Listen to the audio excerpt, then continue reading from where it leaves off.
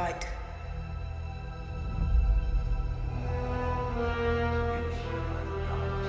Darkness.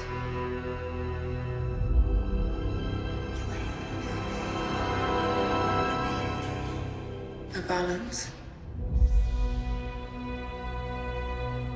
It's so much bigger.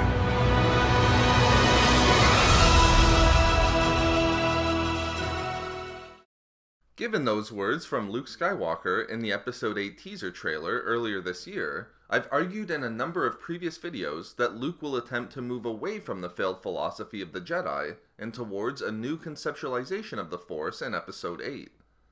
Luke's belief that the Jedi must end, and his words suggesting that the balance between the light and darkness is so much bigger than each component individually, indicate that this is extremely likely. But while I believe that Luke will move away from Jedi doctrine and incorporate the dark side into a new balanced approach to the Force, I do not believe that Luke, nor Rey for that matter, will become a Grey Jedi in Episode 8. Rather, I believe Luke will attain a much more powerful and fuller understanding of the Force, one that's been hinted at numerous times within the new canon materials. Let's first define what we mean by Grey Jedi and describe why Luke will not become one. In the former legends, a Grey Jedi generally had two definitions. One could simply be a Grey Jedi on the basis that they were a Jedi that distanced themselves from the Jedi High Council and acted in a way that did not totally conform to the Jedi Code. Qui-Gon Jinn is a great example of a Jedi that met this definition of Grey, as he was someone who frequently opposed the demands of the Jedi High Council and who would not always act in accordance with the Jedi Code. But the more important definition for our purposes is the second way in which an individual could be a Grey Jedi, defined as a Force user who walked the line between the light and dark sides of the Force without becoming entirely consumed by the dark. Grey Jedi under this second definition called upon the dark side, but were not corrupted by it, and while not embracing it fully, did come to accept its use through both light and dark side Force abilities. But while I believe that Luke will come to incorporate the light and dark sides into a new conceptualization of the Force that promotes balance, I don't see Luke doing it in this way, wherein he walks the line between the light and dark without surrendering to the darkness. Rather, I believe Luke will attempt to carry out another philosophy that was seen within Legends, and was similarly banned by the Jedi High Council, like the Grey Jedi, that also attempted to understand the Force as a balanced whole, and didn't favor one side, light or dark. This philosophy in Legends was known as Potentium. Potentium was the name given to a sect of individuals who viewed the Force as a unified whole, rather than viewing it within its traditional divisions of light and dark sides. Although we can say that both Grey Jedi and Potentium philosophies were accepting of the dark side, or at the very least didn't completely avoid it like the mainstream Jedi Order did, their understandings of the dark side, the Force, and the concept of balance is completely different. For as much as they were considered to be a group at odds with the High Council and the mainstream Jedi Order, the Grey Jedi were still caught within the paradigm that the Jedi and Sith were part of, a paradigm that separated the Force into the components of light and dark. The Grey Jedi were just willing to use both, while the Sith and Jedi completely eschewed one whole side. The Potentium was something different entirely, as they did not see the Force comprising of distinct lightness and darkness, but as a whole. For the followers of Potentium, the light side of the Force as the Jedi understood it was just the Force itself, while the Sith understanding of the dark side was merely a perversion of the Force that was otherwise inherently good. While the Force may be manifested as either light or dark, the use of either side was the result of the Force user alone, and not the Force itself. The dark side, rather than being a manipulative element of the Force, was the result of individuals themselves, wherein it was actually the Force that was corrupted by man, rather than man becoming corrupted by the dark side. Therefore, for the followers of Potentium, any action with the Force, which would be categorized traditionally as either light or dark, could be used so long as the intent of the Force user was to do good. So long as the user remained good, they wouldn't be corrupted by the dark side, and could tap into the full power of the Force. I believe that the Potentium conceptualization of the Force, wherein the Force is seen in its totality and not separated into light or dark, is the path that we'll see Luke pursue in Episode 8, and not the philosophy of a Grey Jedi, wherein Luke is merely a traditional Jedi who walks the path between light and dark. Potentium is the true evolution in philosophy, as Luke would commit himself to the Force as a whole and the true end, thereby leaving the failed philosophies of the Jedi and Sith behind. Luke would find that the balance, that is, the Force as a whole, consisting of all of its components, is so much bigger than just an acceptance of light or dark in any given situation. In past videos, I've discussed current canon materials that demonstrate why Luke could come to be more accepting of the dark side and move away from the singular dogma of the Jedi that accepted only the light and rejected anything associated with the dark. Chief among these materials was the Bendu, as one between the light and dark, the lessons presented by the Force priestesses to Yoda regarding the ever-present nature of the dark side, the Journal of the Wills, and finally, the disciples of the Wills and their collected works on the Force.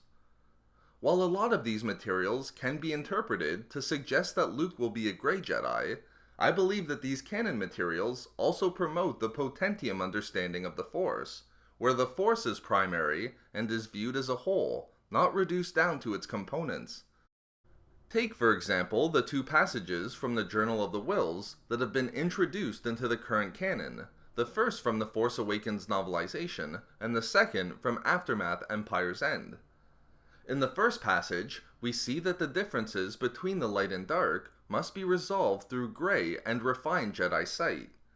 Yes, there is the inclusion of the word grey, potentially hinting at Grey Jedi, but I think that the verse is closer to the Potentium understanding, as light and dark must be brought together, with the grey element signifying a unified and whole conceptualization of the Force, particularly if we give great importance to the refined Jedi sight component of the verse. Potentium would be the true resolution of the light and dark sides, completely moving away from the previous paradigm that broke the Force down into its light and dark components and accepted the Force as a whole.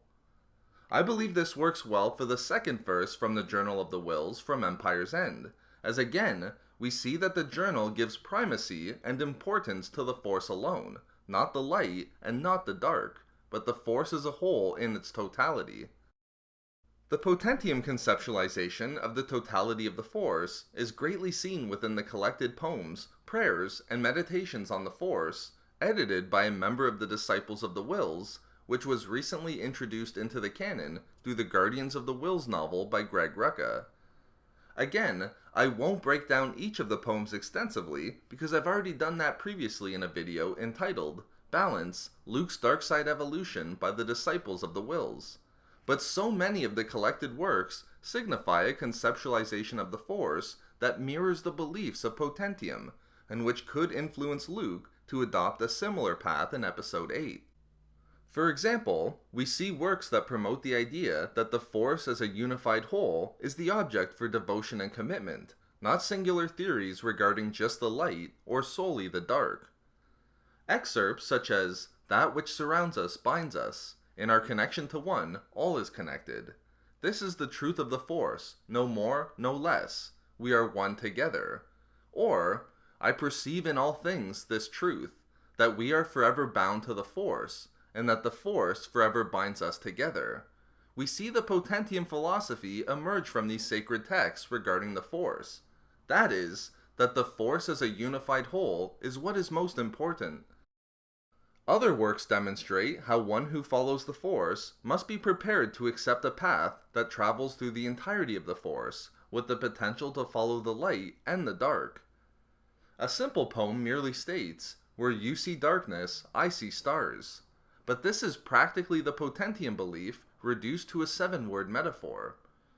One who follows and dedicates themselves to the Force would put great emphasis on interpretation, as a follower of the Force would see a unified whole that could be defined as darkness or as light.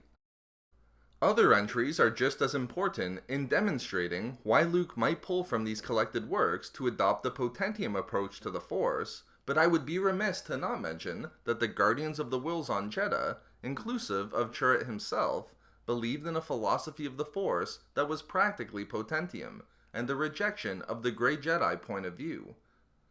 As we learned in the Rogue One visual guide, the teachings of the Guardians did not accept the discord between light side and dark side. Rather, they believed in and followed the totality of the Force as a unified whole. Given that the Moon of Jedha and the Jedi Order have had a long connected history with each other, and that the Disciples of the Wills were one of the longest-standing Force-based religious orders on Jedha, it would be great if these beliefs had once been more accepted by the Jedi, but were then lost and rejected along the way, only to once again be picked up by Luke during his search for Jedi lore.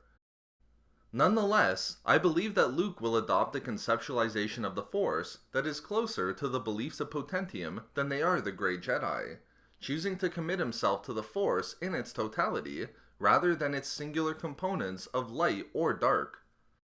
Now, I know I took on this video instead of the non-canon expert, but I thought, why not try my hand at a if not for me ending? I mean, it really can't be that hard. Okay, if you enjoyed the video, maybe leave a like or a comment. If not for me, for Luke trying to go and do a thing that, aww.